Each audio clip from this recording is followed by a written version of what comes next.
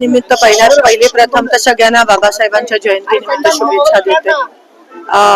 हा दिवस खूप महत्वाचा आपल्या सगळ्यांसाठी आणि बाबासाहेबांचे विचार ते आपल्या आयुष्यात हे जन्मापासून ते शेवटपर्यंत असायला पाहिजे. ते केवळ जयंतीपुरती नाही.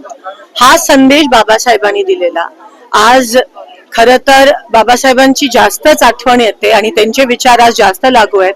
कारण का आज कुठेतरी या देशाला च्या लोकशाहीला खूप मोठा खतरा निर्माण झालाय. संविधानाला खूप मोठा खतरा निर्माण झालाय. संविधान बदलण्याच्या गोष्टी हे सत्ताधारी भाजपकडून होत आहेत.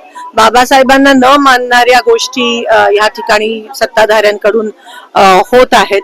लोकशाही चा अंत कुठेतरी होताना दिसत आहे आणि मला असं वाटतं हीच ती वेळ आहे की आपल्याला त्यावेळेस स्वातंत्र्य लढाईमध्ये लढायची चा चान्स आपल्याला कोणालाच भेटला नाही. पण ही ती दुसरी लढाई आहे जी आपल्याला लढायची आहे आणि आताच संघर्ष करणं, आताच संघटित होणं हे गरजेचं आहे.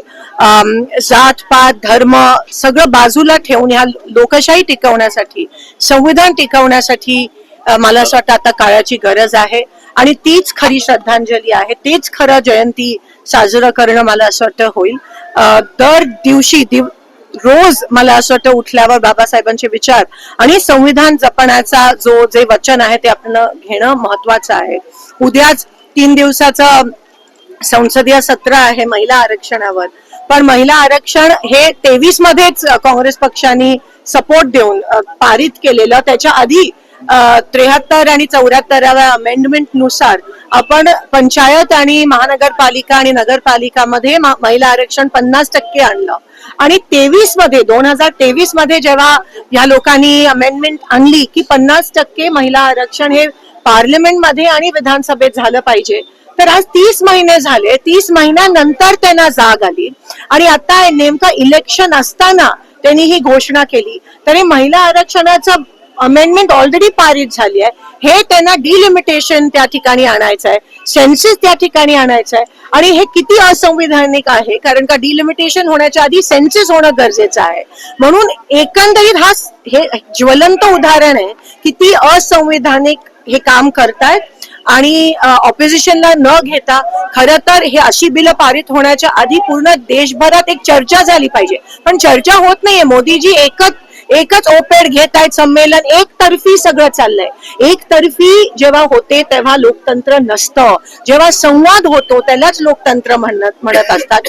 संवादात जी ताकद आहे जी आपल्याला बाबासाहेबांनी संविधानाच्या माध्यमातून दिली की लोकांमध्ये चर्चा, लोकांमध्ये संवाद झाला पाहिजे, ते पूर्ण नष्ट करून, ती प्रथा परंपरा नष्ट करून अलीकडे आपल्याला दिसते की मोदीजी फक्त एकतर्फी चाललंय आणि हेच लोकशाही समाप्तीचं कुठेतरी संकेत आहेत का काय.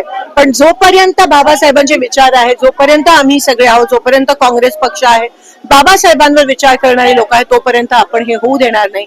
अगदी चौथा स्तंभ जो आहे त्यांच्या समोर पण मोदीजी मागच्या 15 वर्षात आले नाही आहेत आणि तेच मनमोहन सिंगजी अनेकदा आले होते. ह्याच्यावरूनच कळतं की कसं लोकशाहीचा अपमान आणि संविधानचा अपमान हा मोदीजी आणि भाजपकडून वारंवार होत आहे. राज ठाकरेंनी एक ट्विट केलंय फक्त जयंती निमित्त एकंदरीत तुम्हाला त्यापुरती जे करायचंय ते करा, पण वर्षभर मग त्यांचा विसर नाही पडायला पाहिजे. वर्षभर त्यांचे विचार कसे अंमलात आणायला पाहिजेत आणि आता खरं तर या देशाला वाचवण्याचं, संविधान वाचवण्याचं, ज्यांनी जातपात धर्म नष्ट करण्याचं त्या ठिकाणी वचन घेतलं, आज तीच लोक जर ह्या चौकटीत अडकून सत्ताधाऱ्यांना मदत करत असतील तर आपल्याला त्या ठिकाणी आत्मपरीक्षण करण्याची गरज आहे. ताई, सामाजिक कार्यकर्त्या अंजली दमानिया यांनी नाशिकचे आयजी जे आहेत दत्ता कराळे यांचा व्हिडिओ ट्विट केलेला आहे जो की खरात बाबा सोबत आहे. नाही, आता मला तर वाटतं की खरातांचा कुठेतरी काहीतरी एन्काउंटर करतील. कारण का खूप नावं येणार आहेत ज्याच्याशी ते जुडले आहेत आणि आता जे सत्ताधारी आहेत, मिनिस्टर्स आहेत, त्यांना घेऊन पण ही नावं येणार आहेत. एकीकडे आपण महिला आरक्षणाचा विषय आणि तिथे महिलांचं शोषण होत असेल तर मग खरंच काय तुम्ही कोणत्या पद्धतीत आरक्षण वर होतं पण ते खालपर्यंत जर तुमचे विचारच महिलांच्या विरोधात असतील तर तुम्ही आरक्षण कसं लागू करणार. प्रतिभा चाकणकर, ज्या रुपाली चाकणकर यांच्या बहीण आहेत, त्या असं म्हणतात की आमच्या नावे एक अकाउंट काढलेलं आहे, आम्हाला त्याची कसली कल्पना नाही. पुरावे तर मिळालेत आता, तर मला त्याच्याबद्दल काय टिप्पणी. गोंदू अशोक खरातची जमीन अनेक ठिकाणी सोलापूर जिल्ह्यात सुद्धा जवळपास 50 एकराच्या आसपास जमीन मिळते आणि ही नेमकी या जे काही मार्ग जात आहेत महामार्ग तिथेच ही शक्तीपीठ जमीन महामार्ग. जाते, म्हणजे कुठेतरी सरकारमधले लोक त्याला 100% ह्यांची मिलीभगत आहे.